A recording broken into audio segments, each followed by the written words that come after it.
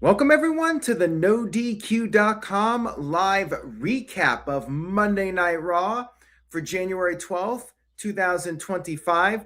WWE once again in Germany for Monday Night Raw. Let's break it down. I'm always a big fan of the early shows, 2 o'clock Eastern. I'm a fan. WWE should go to Europe many times a year, as far as I'm concerned. It's always an easier watch. We opened up Raw with the new women's tag team champions, Io Sky and Rhea Bloody Ripley. Basically, they celebrated their win. They talked about beating respect into the Kabuki Warriors, and then they laid down a challenge to any team. And this was the cue for Liv Morgan and Roxanne Perez to come out there, and Liv brought up how she never lost her tag team title. And that's when we had Bayley and Lyra Valkyria come out. So this was one of those types of segments where interruption after interruption. They wanted the titles. And then we had the Kabuki Warriors attacking the champions. This led to a brawl with all the teams. Rhea and Io did get back into the mix, and they ended up standing tall over all of the other teams to finish off the opening segment here on WWE Raw. And they did confirm a three-way later in the show, which was fairly obvious. This was the direction when you have several of the teams already conveniently in their ring gear. In my opinion, it was a bit of a filler throwaway segment. Like, why not just announce, okay, tonight on Raw, we're doing a three-way match. Winning team becomes number one contenders. Why did we need this whole beginning segment to establish this? It just felt like time filler to me. And you could have had Io and Ripley do like a brief celebration or something, but it was a whole lot of nothing just to set up a three-way that they could have announced in advance. And as Jerry said, just a way to get Rhea Ripley and Io on the show. Backstage, we had AJ Styles cutting a promo to hype up his main event match with Gunther. He said he was going to teach Gunther about respect. Hopefully he could beat some respect into Gunther like Io and Rhea did to the Kabuki Warriors last week. And he said he's going to make Gunther tap out like a bitch. Interesting comment to make from AJ Styles, because traditionally when a babyface promises or guarantees something, it happens. And I was thinking, as he was saying this, I was thinking, good luck, AJ. Good luck. Backstage, we had Finn Balor playing a video game. Liv Morgan and Roxanne Perez were not amused by this, and they told him he both literally and figuratively needs to stop playing games. We had our first match of the show, which was Mr. Bouncy, Javon Evans, going up against Bravo Americano, a.k.a. Tyler Bate, but they have this stupid Americanos gimmick, and we're still waiting for Chad Gable to return. Javon was getting bouncy, but then, of course, the bad guy got the upper hand for a while after the other Americanos interfered. Javon, though, regained the advantage, but then Bravo did the Tyler Bate airplane spin. Hey, Mom, no hands. And then he went up top, but Javon caught him, delivered the Spanish fly, and then finished him off with the OG cutter. I think Javon does a great OG cutter, and he also does a really good Spanish fly. My only issues is that the Spanish fly is really overdone, but they do it for the crowd pops. And Cody does the cutter. So why do you have another guy doing a cutter? I guess that's just how WWE operates. I mean, after all, we got like 4 or 5 different wrestlers using the spear. They just don't care if wrestlers are using the same move. But I'd like to see a little more variety. I realize there's only so many moves you can do. Javon does a great cutter, though. I will say that. And it was a nice little showcase match here for Javon Evans as an official member of the Monday Night Raw roster. Definitely better than him just signing his contract during the commercial break like he did last week. Now, post-match, he was attacked by the Americanos, and I thought we were maybe going to see Chad Gable, but no. They surrounded him by the ringside announce desk, and he stood up on the barricade and just jumped over everybody and ran away.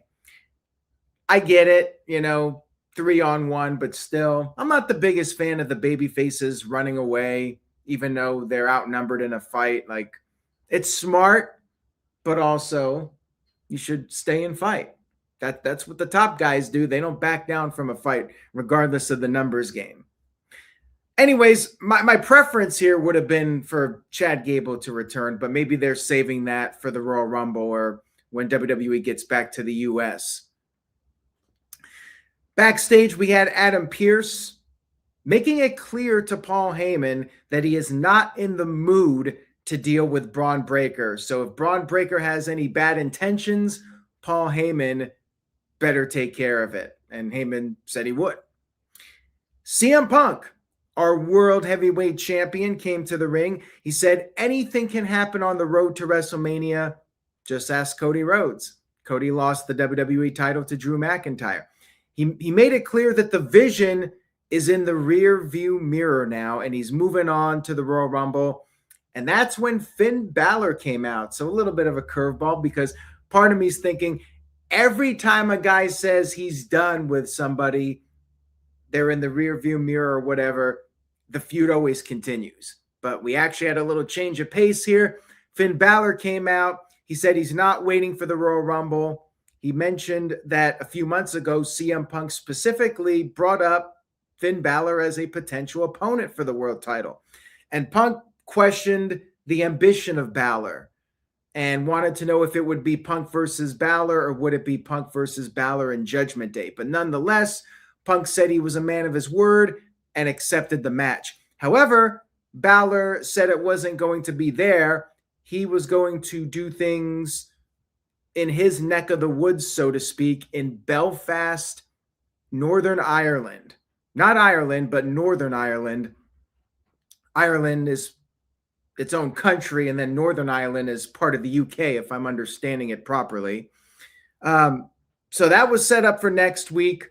Finn Balor challenging CM Punk for the world title in Belfast, Northern Ireland.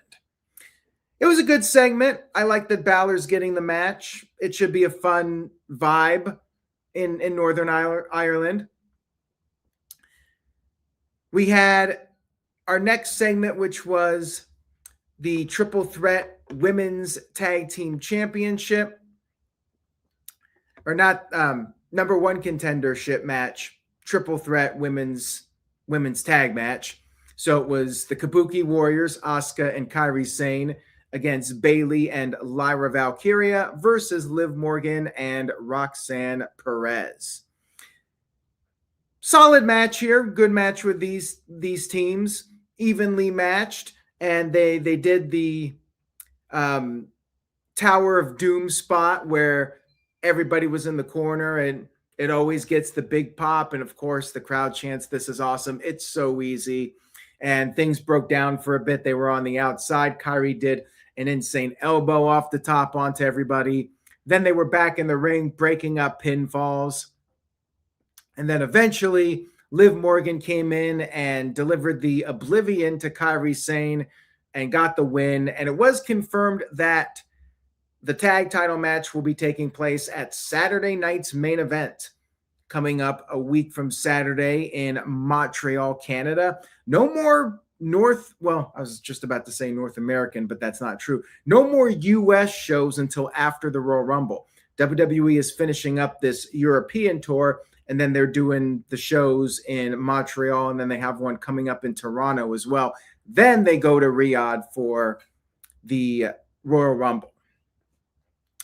I'm glad they're setting up some matches, although this Saturday night's main event still feels like an afterthought at this point. And also the Royal Rumble.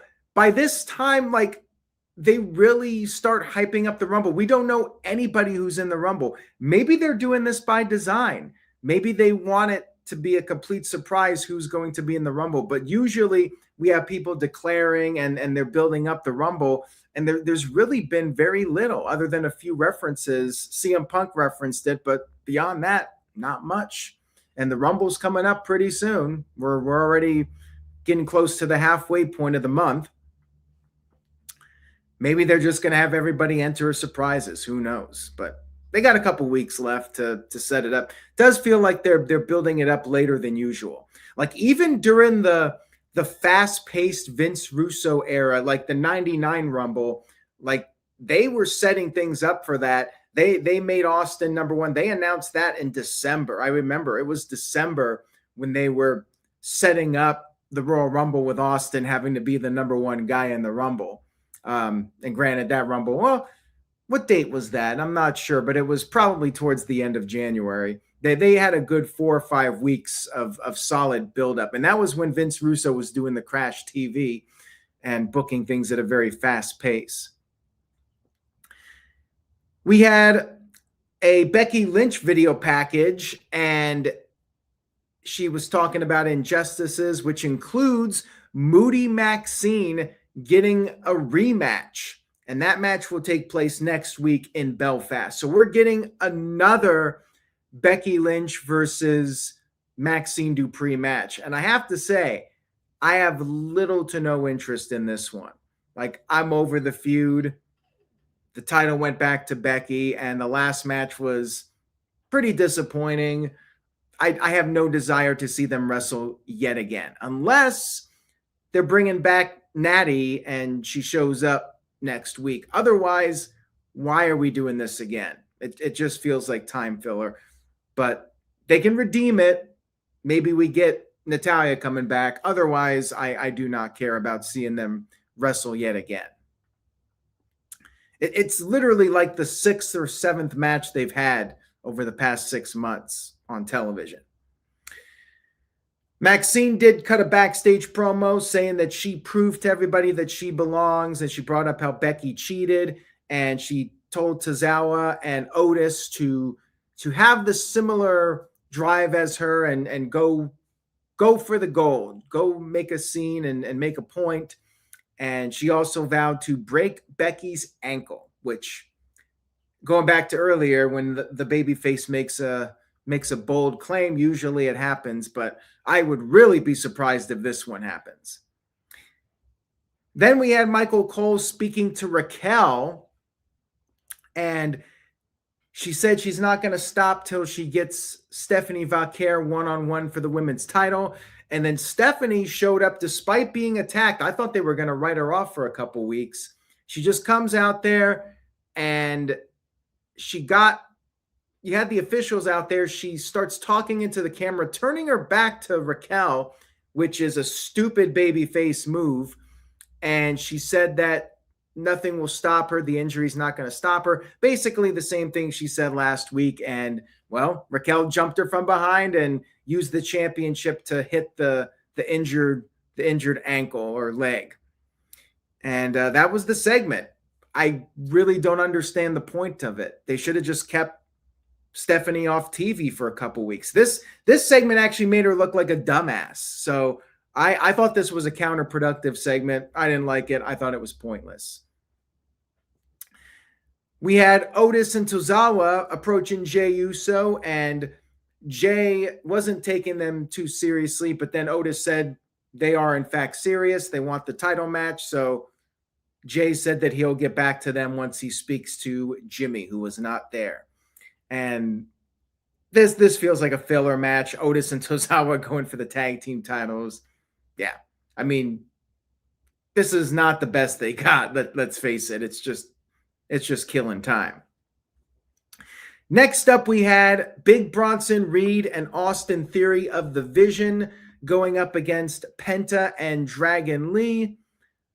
Pretty standard match here, but with everything that played out here, it made sense that it wasn't anything too spectacular. You had Logan Paul and Paul Heyman at ringside. Crowd was chanting "F you, Logan." and it was the standard match. Heels got the upper hand for a while. Then Penta came in with the hot tag. Then Logan got on the apron. He was double super kicked by Penta and Dragon Lee. Lee did a dive to the outside on Theory and Logan. And then all of a sudden, Bron Breakker comes out and spears Dragon Lee out of nowhere, causing a disqualification. He speared Penta. Adam Pearce was out there. He was irate. He got in Bron Breakker's face. And while this was going on, Bronson Reed hit Penta with the tsunami. And then Bron Breakker delivered another spear to Dragon Lee. And then Bron Breakker grabbed Adam Pearce, shoved him into the corner, and the Vision had to hold him back. This was a tremendous segment. This was easily the best thing on Raw. If there's anything I would recommend checking out, it's this segment. I thought Bron Breakker was fantastic. I love the camera shots of him running out there, going full speed for the spear, and then getting in Adam Pearce's face. And Adam Pearce was fantastic too. Again, so good that I wouldn't mind seeing Pearce wrestle again. But several years ago, he did a storyline with Roman Reigns, and they teased something, and it didn't really go anywhere. But if Pearce ever came out of retirement, it would be a little fun match here with Pearce versus Bron Breakker. Then backstage, Adam Pearce announced that Braun Breaker was suspended indefinitely. And Paul Heyman said it was a very big mistake by Adam Pearce, because it was Adam Pearce that actually put his hands on Braun Breaker first and not the other way around. Nice follow-up to the segment in the ring. And like I said, this was all the highlight of Raw. I think this was a really well-done way to get Braun Breaker on the rebound after losing last week and keep him strong. So well done by WWE on this one. We had our main event, which was Gunther versus AJ Styles. Styles with the early advantage. Gunther had to regroup, and we got some dueling chants. This was a pretty good crowd. Was it Dusseldorf? I'm not sure how to pronounce it in Germany. It's Western Germany. Berlin is Eastern Germany. And they were a pretty good crowd. I mean, I wouldn't say they were a top tier European crowd, but they were pretty solid, better than your average US crowd, that's for sure. And they were into this. They were chanting for both guys. And then Gunther was able to slow the pace down. He mocked John Cena with the "You Can't See Me," and that just fired up Styles. Styles put on the calf crusher. Gunther got to the rope, and then Gunther was able to counter the forearm and the phenomenal forearm and the Pele kick. He had a lariat. He powerbombed Styles, but Styles kicked out, and then they went back and forth. Styles applied the calf crusher again, but Gunther got out of it, and then Styles applied it a third time, and then he thought he tapped out Gunther. He got up, he broke the hold thinking he won the match, but the referee said he didn't see any tap out. And the referee told the timekeeper the match was continuing. Gunther then low-blowed Styles while the referee wasn't looking, powerbombed him, and got the 1-2-3 victory. It was confusing, but then when they showed the replay, Gunther actually tapped out. I thought this was a really creative finish. I could see some people maybe not liking it because Gunther tapped again, but the way I look at it, and I think they did try to emphasize this on commentary, Gunther was being strategic. He was tapping on the side where the referee couldn't see, so Styles would break the hold, and then Gunther would take advantage of it. So in that sense, I think it was very creative, and Styles looked strong in defeat. The fact that he had Gunther beat, and then Gunther low-blowed him and cheated to win.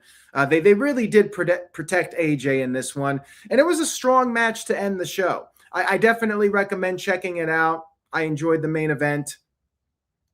And AJ is going to be on the TNA Impact coming up this Thursday, the debut on AMC. So stay tuned for that. All in all, I thought Raw was mostly an average show. Not anything too significant happening, but I really loved the Bron Breakker angle. I thought that was one of the better Raw segments in a while. And then the main event was very strong. So I was initially like in the 5 range, thinking this was just an okay Raw, mostly skippable, but there were 2 really good segments. So I'm going to bump it up to a 6 this week. A good episode of Raw overall, but I wouldn't really recommend watching the whole show. If you missed it, check out the Braun Breaker stuff and then the main event, and you're pretty much good beyond that. So thank you guys very much for watching this week's WWE Raw stream at an earlier time. Next week, it will be on at 3 Eastern in Belfast, Northern Ireland. So that will be 3 p.m. Eastern, which means the stream will be going up around 5:30 Eastern time. Stay tuned for that. Much appreciation to you all. Say yes to NoDQ.com, and I will see you all next time.